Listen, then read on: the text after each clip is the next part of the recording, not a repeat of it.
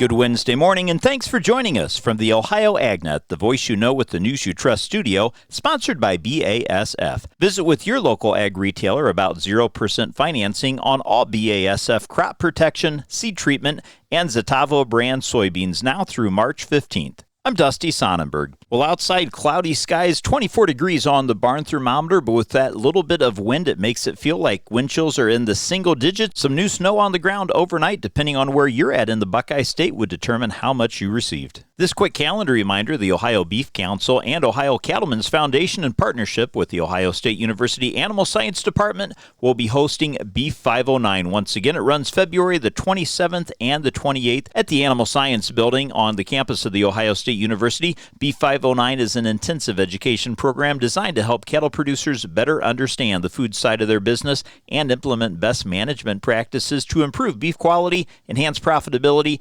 and recognize value within the beef supply chain. To register or for more information, you can visit their website, ohiocattle.org. Taking a look at what's making agricultural headlines at ohioagnet.com. With today being the last day of 2025, we take a look back at the year, and you know the ag industry experienced no shortage of challenges. The year brought difficult conversations, tough decisions, and moments of uncertainty all across the industry, and at the same time it highlighted the strength of the agricultural community with producers, policymakers, and advocates coming together to address problems, celebrate progress, and keep agriculture moving forward. Online is a great article highlighting some of the top stories from the past year. Now, in other ag news, with surging populations and a growing middle class seeking more protein, several countries in Southeast Asia are looking to the U.S. soybean farmers for solutions. I had a chance to catch up with Brianna Metz, the Industry Affairs Manager for the U.S. Soy Export Council, otherwise known as USEC. She said that while the lack of business in 2025 with China has been most of the talk about the aspects of soybean trade,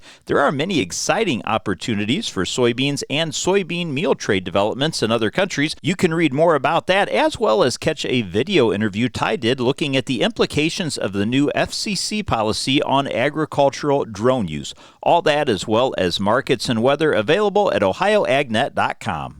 In livestock news, we're likely to have one more week of lackadaisical trade throughout the cattle complex until the holiday festivities are well behind us and the market can focus on what's in store for live cattle and feeder cattle markets through 2026. Now, there is a chance that the market could see a bit more interest in packers this week, as last week's negotiated fed cattle trade only totaled 48,538 head. But with this week's kill schedule set to be interrupted again by New Year's Day holiday, there's just as much of a chance that packers could hold off on really buying until next week when normal schedules resume. Now, it is interesting to note that last week, Southern live cattle traded at mostly $229. That's $2 higher than the previous week's weighted average. Northern dress cattle traded at $356. That's $1 lower than the previous week's weighted average. If you remember the week before, though, the market trend was just the opposite, as northern cattle traded higher while southern cattle were lower, and it's most likely packers were more aggressive last week in the south as they did not have quite the supply around them that they needed. Let's get a check now on your Wednesday morning weather forecast, brought to us by Seed Consultants. Simply better performance, online at seedconsultants.com. Cold air holds in place today, and we are going to be seeing a chilly finish to the week as well. I'm Chief Meteorologist Ryan Martin with this New Year's Eve edition of the Ohio Ag Weather Update. New Year's Eve is starting with plenty of clouds, a clipper system that moved across the Great Lakes overnight last night, still lingering in northern tier counties, but I do think we get a break from precipitation as the day wears on. We'll have that break end closer to sunset. Another clipper diving a little bit farther south will bring anywhere from a coating to probably 2, maybe 3 inches of snow to a large part of Ohio overnight tonight into early tomorrow morning. So if you're out and about for New Year's Eve, be aware. Could be a little bit of dicey travel conditions in spots. As we get into New Year's Day in the afternoon, I think we see some clearing try and start. Still chilly through Friday and Saturday. Warming Sunday, rain overnight Sunday night, and then we're back to cool temperatures for most of next week, but not as cold as what we're seeing currently. I'm Ryan Martin. Thanks, Ryan. Stay tuned. We'll be back with more after this. They didn't have skim milk for your coffee, so I just got formaldehyde. Ugh, isn't that stuff in floor cleaner? Pizza's here. Would you like cheese on that? Or how about a Crolian? Oh, no, that's in bug spray. Hi there, would you like to sample our new scent? Diethylene glycol. Isn't that the stuff in antifreeze? You wouldn't want to eat it, drink it, or even smell it, but that's exactly what's in your vapes. If you vape, quit. If you don't vape, don't start. For help, go to odh.ohio.gov/novapes. A message from the Ohio Department of Health. Joey from Vermont, a farmer trying to get through the winter. Adriana from South Carolina, a single mother living paycheck to paycheck. Liam from Ohio, an injured father struggling to provide for his family. Hi, I'm Shanola Hampton, and I support the Feeding America network of food banks because they help provide over 6 billion meals to people in need each year. Learn more at feedingamerica.org. Well, fertilizer outlook making agricultural headlines. The phosphorus fertilizer outlook in 2026 looks to be extremely complex. Affordability remains historically bad in 2025, and this situation looks like it could remain in place into the next year, as is the case for both nitrogen and phosphorus. The outlook for 2026 is somewhat cloudy. Countervailing duties in the United States, less Chinese exports, and demand destruction across the world are major issues facing the nutrient. However, there are some bright spots for the phosphorus fertilizers. According to the fertilizer analyst, lower prices at the end of 2025 and less demand destruction than originally assumed are a couple positives as we go into the new year. Now, looking back, global fertilizer use recovered in 2024, reaching a new record according to the International Fertilizer Association's public summary, the medium-term outlook from 2025 through 29. Fertilizer use, which is nitrogen, phosphorus, and potash, increased 4.5% to 198 million metric tons of nutrients in 2023, and that's projected to rise another 4.4% and reach 206 million metric tons in 2024. This marks a 17 million metric ton increase from the low of 189 million metric tons, that in 2022, and 4 million metric tons above the previous record demand of 202 million metric tons, which was set back in 2020. Increases in global fertilizer use is expected to be seen between 2025 and 29, though at a slower pace than the past 2 years, according to the IFA, with an annual growth rate projected between 1% and 2%. Total use is forecast to be 224 million metric tons by 2029. That's an increase of 18 million metric tons compared to where it was in 2024. Now, these increases came on the heels of significant contractions in the global fertilizer usage in 21 and 22 because of the high prices. That recovery in nutrient use was largely driven by a sharp decline in prices from their peaks in mid-2022. The supply forecast for phosphorus fertilizer continues to be positive, according to the International Fertilizer Association. The global phosphoric acid production is estimated to have increased by 5% in 2024, reaching a record 89.6 million metric tons. China and Morocco were the primary contributors to this growth, with increases of 11% and 4% respectively. The IFA reports the capacity in phosphorus fertilizer is expected to increase to 14% between 2024 and 2029, reaching 71.7 million metric tons by the end of that forecast. Africa, West Asia, and East Asia are expected to drive the growth. Most new capacity is being developed by existing producers in Morocco and Saudi Arabia. Now, smaller expansions are also anticipated in Jordan, Egypt, and Tunisia. The IFA estimates phosphoric acid capacity forecast to grow from 54.9 million metric tons last year to 61.4 million metric tons in 2029. That's a 12% increase, and as capacity is expected to outpace demand, the phosphate balance is projected to loosen from a surplus of 4.4 million metric tons in 24 to 5.9 in 2027. Now, although fertilizer phosphate demand growth is slowing, it's largely offset by a surge in global purified phosphoric acid demand, according to the Institute.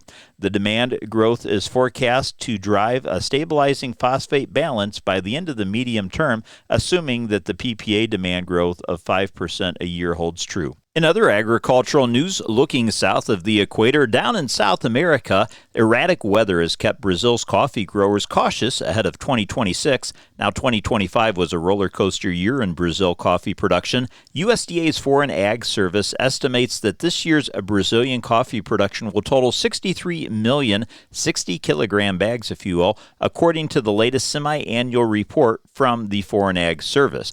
This total is for the 25-26 marketing year, which runs from July through June, and it's about 3% lower than what it was in the 24-25 marketing year.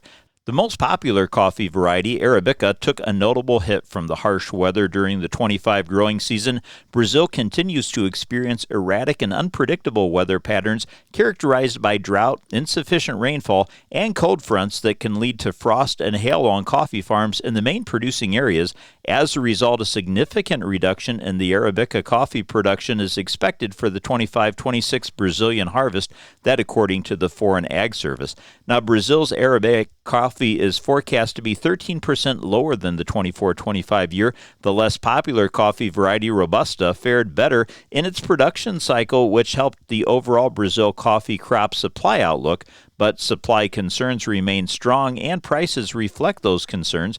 Detailed supplied by DTN contributing Canadian grains analyst Mitch Miller showed that nearby coffee future prices opened on January the 2nd of 2025 at $3.21 a pound. During the calendar year, coffee futures reached a new record high of $4.37 per pound. That was on October 23rd, and as of December 30th, nearby coffee futures were trading at $3.57.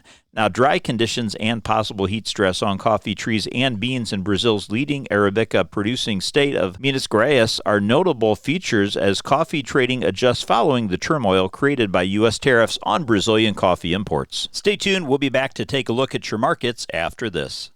Attention construction pros. Purple Wave Auction brings quality equipment to your fingertips. Join our bi-weekly online auctions featuring dozers, excavators, loaders, and more. We provide detailed listings, photos, and seller contact info. Inspect online or in person. With our no reserve policy, every item sells to the highest bidder. Visit purplewave.com today and see why informed builders choose Purple Wave. Transparent processes, real deals. Your next great purchase awaits. purplewave.com. Here's farmer and businessman James Wood. We farm about 3,500 acres. There's pipelines everywhere. The contractor working on my property did not have the lines located before he began work, and it resulted on a strike on a natural gas pipeline. Fortunately, no one was hurt, but it could have been much worse. Never assume the location or depth of underground lines. Always call 811 or visit clickbeforeyoudig.com before you start work. A message from the Pipeline Operators for Ag Safety campaign.